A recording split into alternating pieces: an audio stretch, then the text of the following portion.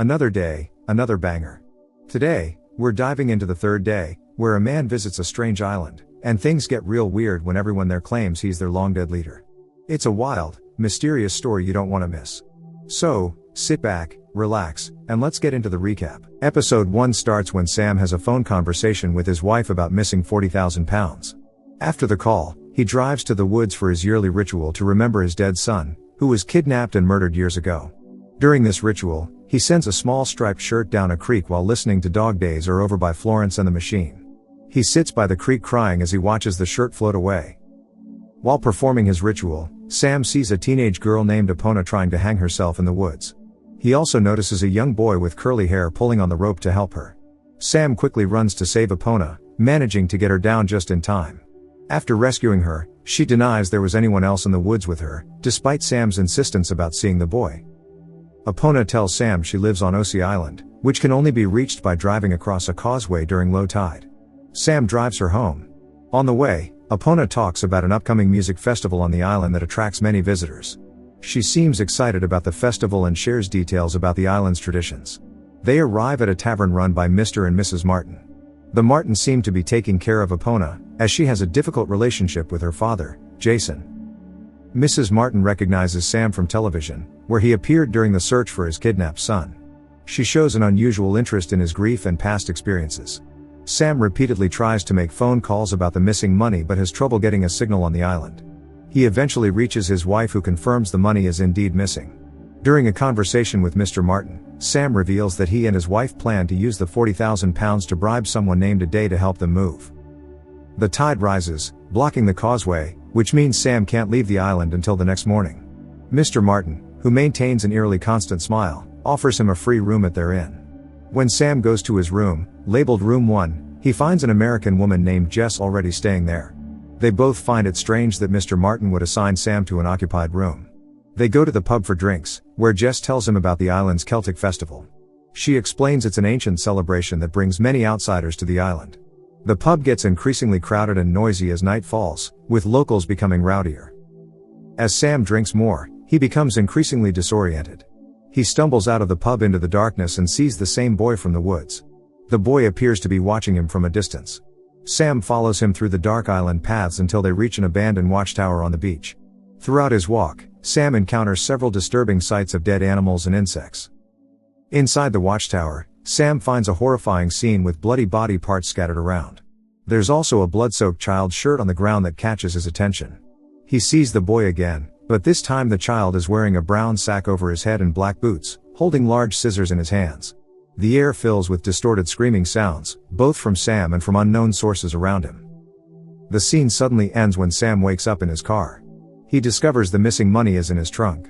The episode ends with Sam confused about whether the events at the watchtower really happened or if they were a hallucination. Meanwhile, the tide continues to trap him on the island, and the phone signal remains poor, leaving him unable to communicate with the outside world.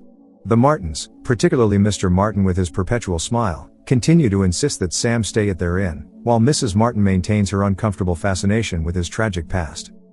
Episode 2 starts with Sam waking up in bed with Jess after their night at the pub. The bloody scene from the watchtower appears to have been a dream. Sam tries to catch the low tide to leave the island but misses it again, forcing him to stay another day. He checks his phone repeatedly but can't get a good signal to make any calls. During his sleep, Sam dreams about finding a burning caravan with red markings painted on its sides. In the dream, someone is desperately trying to kick open the locked door from inside the caravan while it burns. The person's kicks make the door buckle, but they can't escape. Sam tries to help but can't reach the door through the flames. Later that day, while exploring the island, Sam finds the same caravan from his dream, but it's completely burned out. Among the ruins, he discovers old newspaper clippings that show this caravan is connected to his son's killer, a Romanian asylum seeker. In the photos, the killer was photographed sitting in front of this same caravan before it burned down. At breakfast in the pub, Jess opens up to Sam about her troubled past. She tells him how she lost custody of her daughters to her abusive husband after struggling with depression and turning to heavy drinking.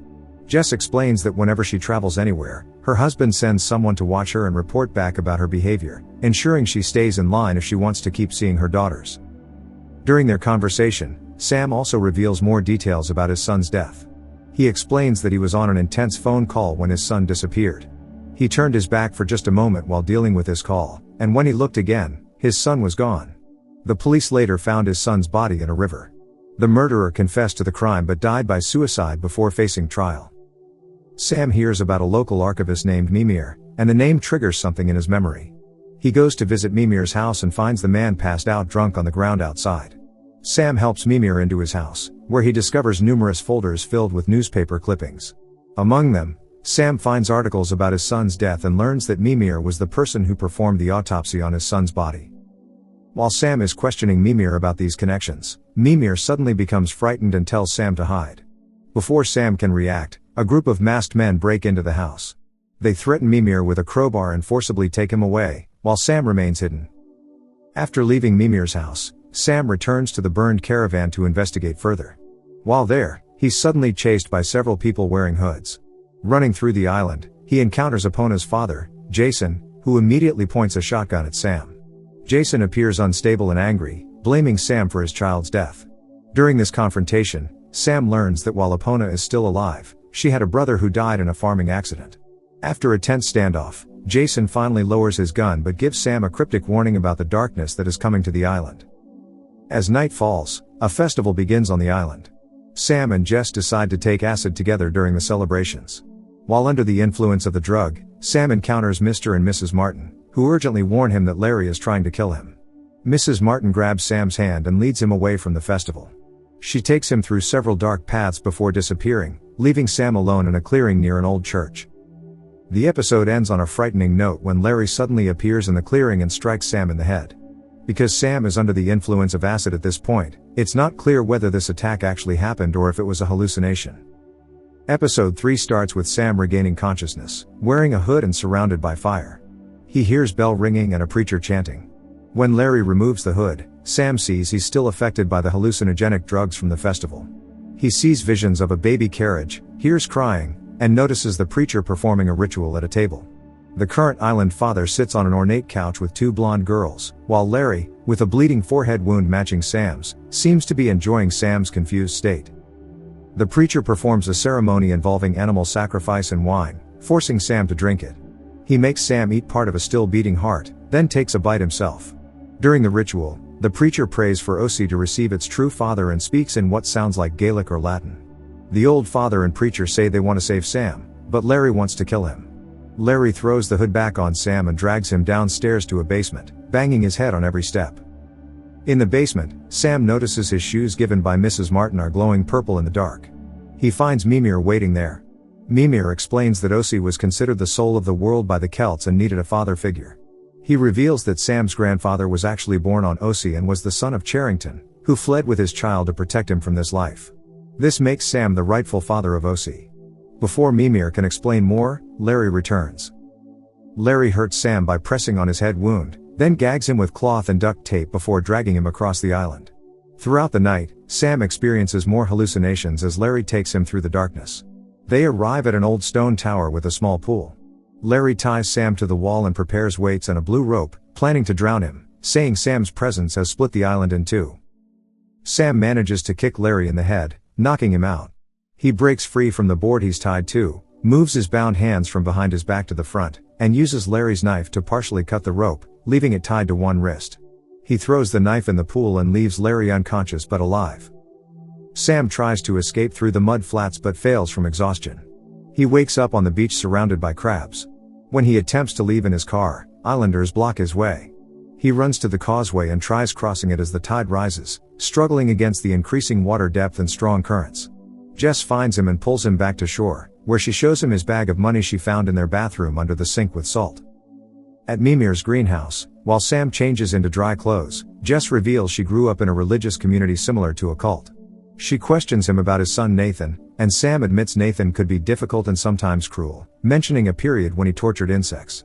The Martins arrive, and after much pressure, Mr. Martin confesses that he arranged for Sam's son Nathan to be kidnapped. He explains that they needed a true father for the island, and when Sam appeared with his son, they panicked. They hired someone named Golton to take Nathan, offering him and his family a place on the island, but things went wrong and turned violent when they weren't supposed to. Mrs. Martin leads Sam to a church, where he discovers Epona's dead body with her abdomen cut open. Mrs. Martin reveals that Epona sacrificed herself first by attempting hanging to heal Osea and bring Sam to the island, then by killing herself in this ritual fashion when Sam wouldn't stay. She points a rifle at Sam and explains that the body found years ago was actually Jason's son, who they killed and mutilated to look like Nathan. She takes Sam to the basement to kill him, claiming it needs to be done in secret to avoid inflaming island tensions. In the basement, filled with hanging electrical wires from ongoing renovations, Sam begs to see Nathan. When Mrs. Martin refuses, he uses a live wire to electrocute her, getting shocked himself in the process. Both pass out, but Sam wakes first and locks her in the church as she fires shots at him. Sam runs into a flowering field but loses his phone while being startled by red crickets. He returns to the pool and retrieves Larry's knife. Jason finds him there but is calm and sympathetic, telling Sam that Nathan is in the big house and directing him to Tomo's boat for escape. Sam and Jess board the boat, but Sam, no longer trusting any islanders, forces Tomo off at gunpoint with a flare gun. As they try to escape, the boat gets stuck near the big house. Jess then reveals she's working with the islanders and brings the boat to the big house dock. The two blonde girls run to Jess. They turn out to be her daughters who were being held at the big house all along. The old father meets Sam on the dock, repeats the dark is here, and shoots himself in the head as the islanders cheer. Mr. Martin leads Sam to the big house, where he meets a boy implied to be Nathan. Sam picks up the boy, crying, and carries him inside while red crickets appear around them in increasing numbers, eventually darkening the sky like a swarm of locusts. Episode 4 starts in winter on Osea Island. Helen arrives with her two daughters, Ellie and Tallulah, claiming they're there to celebrate Ellie's birthday and explore the island's archaeology since Ellie is supposedly interested in it. The trip appears to be sudden, happening during a school day, and Helen's mother expresses concern about their departure, repeatedly calling Helen to check on them and question their sudden travel plans. As soon as they arrive, they face several obstacles. Their Airbnb hosts, an elderly couple, turn them away, claiming there's been a mix-up with the booking. That shouldn't have happened.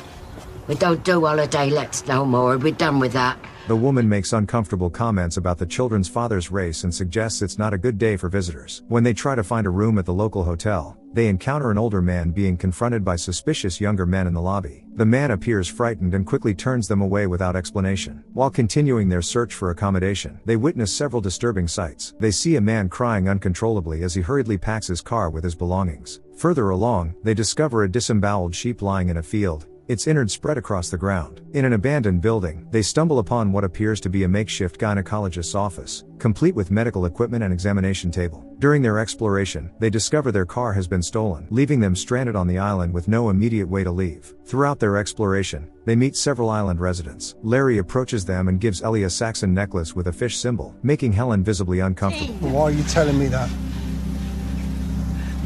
Look, I'm just saying. They repeatedly encounter a mysterious man in a brown hat who seems to be watching over them from a distance. He appears to be protecting them, particularly from Larry, though he never directly speaks to them. Mrs. Martin, who runs the local pub, eventually offers them a room, the same one where Sam had previously stayed. When Helen questions the strange atmosphere on the island, Mrs. Martin explains that all the commotion is due to a pregnant woman who refuses to go to the mainland to give birth. She claims the makeshift medical room they found was set up for her delivery, though she's vague about the details. During their conversations, Helen learns that her older daughter Ellie has recently become religious, which clearly troubles her. Helen frequently mentions they've had a hard year to explain away her daughter's questions about their sudden trip. She shows particular anxiety when any older male stranger attempts to talk to her young daughter, often intervening quickly to end such interactions. As they settle into their room at the pub, Helen is questioned by various islanders about her reasons for visiting. She maintains her story about Ellie's birthday and interest in archaeology, though the islanders seem skeptical. They notice how the island appears to be in decline since summer, with signs of conflict among the residents and deteriorating buildings. The truth is finally revealed when Tallulah uses her iPad and opens a photo gallery. On the screen is a family portrait that includes Helen, the girls, and Sam. This shows that Helen is actually Cass, Sam's wife, who had been mentioned in previous episodes. She has come to the island not for a birthday celebration, but on a mission to find Sam, using a fake name to conceal her true identity from the islanders. Episode 5 starts with Helen having a dream about Sam standing by the water's edge. In her dream, he calls out her real name, Cass, when he sees her. At the pub, Jess's daughter Kale meets Ellie and shows her a child's finger bone that she claims was found during a dig. Want to see something cool? Though Ellie isn't particularly interested in archaeology, this leads her to open up about her late brother. She tells Cale about a recent incident at school where she attacked a bully who was speaking badly about her dead brother. Ellie explains that she hit the girl with a rock but doesn't remember picking it up. Cale uses this conversation to explain how Osea is the soul of the world. She tells Ellie that when Osea is sick, the whole planet becomes sick, and the island needs to maintain balance. She suggests that Ellie's violent outburst was a result of this imbalance, not because Ellie is a bad person. Cale then invites Ellie to visit a special place on the island where outsiders are normally not allowed. She insists that only Ellie can come, not her mother Helen or her sister Tallulah. Though initially resistant to leaving her family behind, Ellie eventually agrees to go when Helen leaves to search for Sam. Cale leads Ellie to an underground structure near the water, the same place Sam had visited in his dreams during the summer. Inside, Cale shows Ellie religious carvings on the walls depicting disembowelment. She lights candles on an altar while explaining how the island's worst events are connected to major tragedies in the outside world. She claims that Osea's founder, Frederick Nicholas Charrington, was actually Jack the Ripper. Frederick Nicholas Charrington. The man who started all this. Despite these dark revelations, Cale assures Ellie that Osea isn't dangerous, it just needs to be loved. This underground chamber, she explains, was where persecuted islanders practiced their beliefs, a mixture of Christianity and Celtic paganism. When Sam had previously dreamed of this place, he saw slaughtered animal parts, a bloody child-sized shirt, and blood-written messages on the walls. His dream ended with him wearing the shirt, blood on his hands, tearing himself open. Cale continues trying to convince Ellie to stay on the island, promising that Osea will accept and love her for who she is. She tells both Ellie and Tallulah that a person who has God on their side is not a person to mess with and dismisses non-believers as sheep waiting to be slaughtered. Throughout the episode, it becomes clear that the islanders are divided about Sam's leadership as the father of Osea. Cale's efforts to recruit Ellie, Sam's favorite daughter according to Tallulah, suggest the islanders may have plans for her similar to those of other children like Epona and her brother who sacrificed themselves for the island. The episode reveals that Ellie has recently become interested in religion, unlike her father Sam who constantly questioned Osea's beliefs. This difference between father and daughter, along with Ellie's apparent darkness and connection to the island, suggests she may play a crucial role in Osea's future. Last episode starts with Helen and Sam meeting on a dock. When Sam sees Helen, he tells her that their son Nathan is alive and on the island. He explains that he's now the father, the island's leader. Their reunion is interrupted by Mrs. Martin,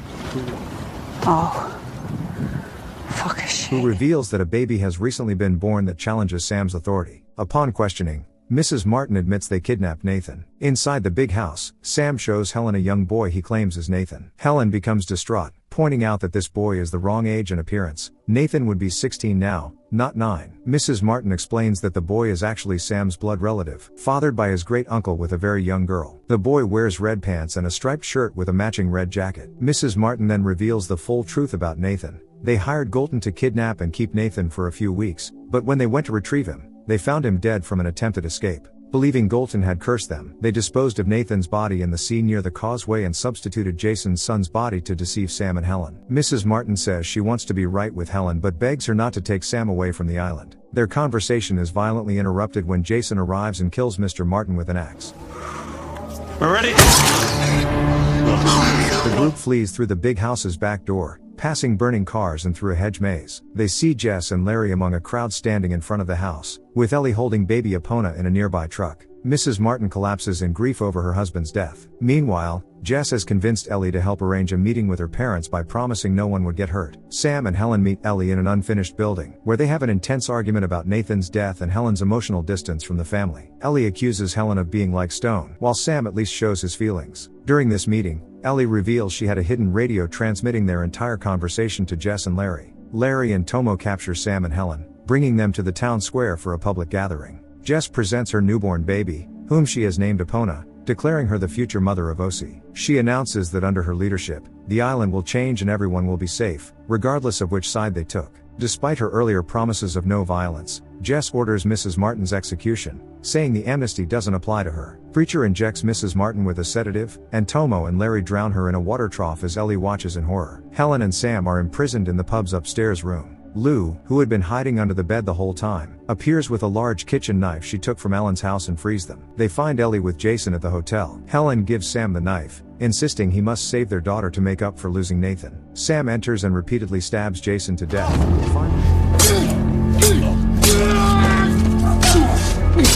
Finally embracing his violent side and declaring the dark is here, Sam leads them to the stone church, where they find Larry and Tomo talking to the boy Sam believes is Nathan. All the church's candles are lit, creating an eerie atmosphere. Sam orders the men to the floor and, when Larry attempts to speak, shoots and kills both of them. He retrieves the 40,000 pounds from a hidden cavity in the church wall. Sam decides to stay on the island with the boy, giving Helen the money she came for. Before Helen leaves, the boy speaks directly to her for the first time, delivering a shocking message. He knows she didn't mean what she said the day Nathan disappeared, that she had always wanted him. This revelation deeply affects Helen, as only Nathan would know about those words. The boy returns to Sam and closes the church door. Helen finds her daughters still waiting under the tree and leads them to escape. At the causeway, they discover burned out cars and the bodies of Alan and Margaret. Helen cuts the anchor line of a small boat near the shore, ties the rope around her waist, and has the girls get in. She instructs them to shout for help if anything happens to her, then walks the boat out as far as possible before swimming. During their crossing, Helen battles extreme cold. She experiences a hallucination where she sees 6-year-old Nathan in the boat instead of her daughters. They finally reach the mainland at dawn, but Helen collapses from hypothermia. The girls help her to a nearby boathouse and wrap her in blankets. As Helen shivers uncontrollably, Lou and Ellie lie on either side of her to provide warmth. The sun rises on the 4th day as they rest in the boathouse, having escaped the island. Thanks for watching. If you enjoyed this recap, make sure to check out my other videos for more awesome stories and twists you'll love. Don't forget to like, share, and subscribe so you don't miss what's coming next. See you in the next one.